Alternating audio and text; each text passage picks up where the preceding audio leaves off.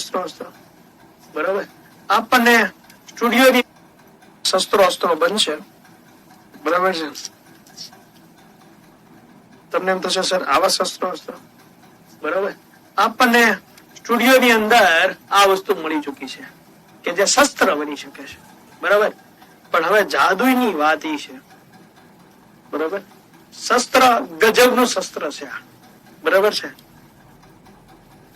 ગજબ, ક્યા બાત હૈ, ક્યા બાત હૈ, ક્યા બાત હૈ, ક્યા બાત હૈ. આહા આહા, ગજબ ગજબ ગજબ ગજબ. તો ભાઈ સાहब થેન્ક યુ. બરાબર. ઓકે, હવે યુ સ્ક્રીનમાં. ઓકે, બરાબર. તો ભાઈ સાहब એલેક્ઝાન્ડરે આવા આના કરતા સારા શસ્ત્રોને લઈને, બરાબર, એમને યુદ્ધ લડ્યા હતા. બીજી ગજબની વાત ઈ છે, આઈ થિંક અહીં વળવું જોઈએ, વાળ નાખો ભાંગી ન જાય તો સારું. હાર્ટ, ક્યાં વાત, સમજો તમે. તમે છો જે ડોક્ટર બની શકો છો, સમજ્યા?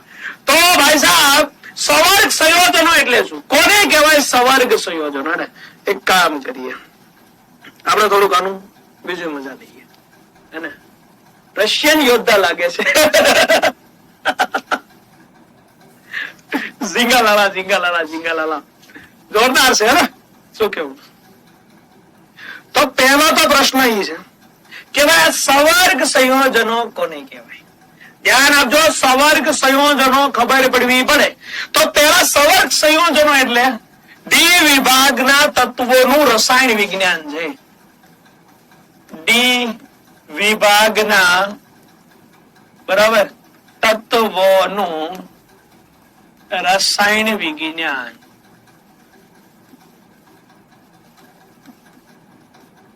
સમજો તમે, બરાબર. જેટલો આ તો ઠીક છે, કહેવાય નહીં આપણે કોકની દૂરથી બેઠા બેઠા એમને યાદ કરવા. યાદ આપણે કોઈની સળી થોડી ના કરીએ છીએ, આપણે એવા માણસો જ નથી. દૂરથી બેઠા બેઠા યાદ કરવા હોય તો ડેફિનેટલી યાદ કરી શકાય છે. સમજી લેજો. અહીંથી બેઠા બેઠા હું તમને જે કેમેરો જોઈ રહ્યો છે, કેમેરામાંથી તમે મને જોઈ રહ્યા છો, તેને હું સ્પર્શ કરી શકું છું. સમજ્યા? એટલે ભાઈ સાહેબ લેક્ચર જોવા જરૂરી છે, ડીપીપી કરવી જરૂરી છે, ટેસ્ટ દેવી જરૂરી છે, બેકલોગ હોવા જરૂરી નથી. સમજી લેજો, યાદ રાખજો. સમજ્યા ને તમે?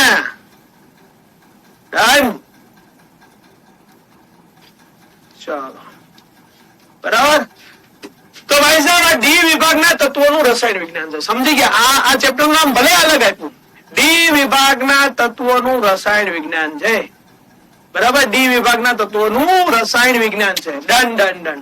વાત એવી કઈક છે કે સવર્ગ સંયોજનો શું છે, એ અલગ વસ્તુ એવી શું છે, બરાબર. તો સમજવાની વાત શું છે? સમજવાની વાત એ છે કે જે ડી વિભાગના તત્વો છે એને હું એમ કહી દઉં, બરાબર. ડી વિભાગના તત્વોને આપણે કહી દઈએ એમ, મેટલ, કારણ કે બધા ધાતુઓ છે, બરાબર. હવે આ તત્વો છે થોડીક બાજી બદલે છે. શું કરે છે ભાઈ? થોડીક બાજી બદલે છે, બરાબર. થોડીક બાજી બદલે છે, અને બાજી જે છે એ જોરદાર રીતે બગડે, આખી બદલાઈ જશે, બરાબર. તો પેલા આપણા શસ્ત્રોને શાંતિથી મૂકી દઈએ, બરાબર. વાત એવી છે, એની ઇલેક્ટ્રોન રચના D10 છે, બરાબર, અને S છે, બરાબર. D10 છે. હવે 3D કક્ષક, 4D કક્ષક, 5D કક્ષક આની અંદર અવેલેબલ છે. પણ મને તમે એમ કહો કે હું ઝીંકને પણ યાદ કરી લઉં તો એની ઇલેક્ટ્રોન રચના થઈ જાય 3D10 4s2. પણ નિષ્ક્રિય વાયુ બને છે? ના, નિષ્ક્રિય વાયુ નથી બનતા. ઓકે. બીજા એવા તત્વો છે કે જેની પાસે ડી કક્ષક છે પણ D10 નથી. તો મને એમ કહો કે જેની પાસે D10 નથી, અહીંયા માની લો D10 વાળું તત્વ આવી ગયું, તો આ બધાનું લક્ષ્ય શું હશે કે ઈ ગમે એમ કરીને અહીંયા પહોંચી જાય? આ કે ના? બરાબર, ડન. સમજ્યા ને તમે?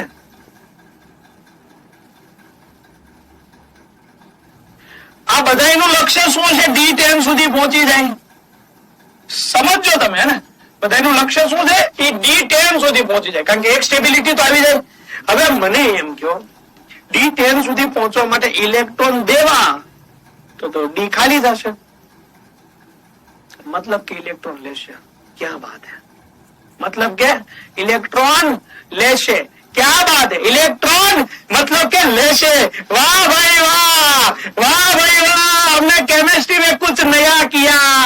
धातु इलेक्ट्रॉन स्वीकारे, धातु इलेक्ट्रॉन स्वीकारे, बराबर. धातु इलेक्ट्रॉन स्वीकारे, धातु इलेक्ट्रॉन स्वीकारे, धातु इलेक्ट्रॉन स्वीकारे, धातु इलेक्ट्रॉन स्वीकारे. क्या बात है, क्या बात है, क्या बात है? धातु इलेक्ट्रॉन स्वीकार से, बराबर. याद રાખજો, ધાતુ ઇલેક્ટ્રોન ક્યારે ના સ્વીકારે, ધાતુ ક્યારે ઇલેક્ટ્રોન ના સ્વીકારે, પણ અહીંયા ધાતુ ઇલેક્ટ્રોન સ્વીકાર છે. બરાબર, યાદ રાખજો, આ વસ્તુને ભૂલતા નહીં તમે. ધાતુ ઇલેક્ટ્રોન સ્વીકારે. ડી વિભાગના તત્વોનું રસાયણ વિજ્ઞાન અને ધાતુ ઇલેક્ટ્રોન સ્વીકારે છે. ઝીંગાલાલા હું, ઝીંગાલાલા હું. સાચી વાત છે ભાઈ, આવું ના થવું જોઈએ. ધાતુ ઇલેક્ટ્રોન સ્વીકારે. સમજ્યા તમે? કેવડી મોટી વાત છે. ધાતુ ઇલેક્ટ્રોન સ્વીકારે.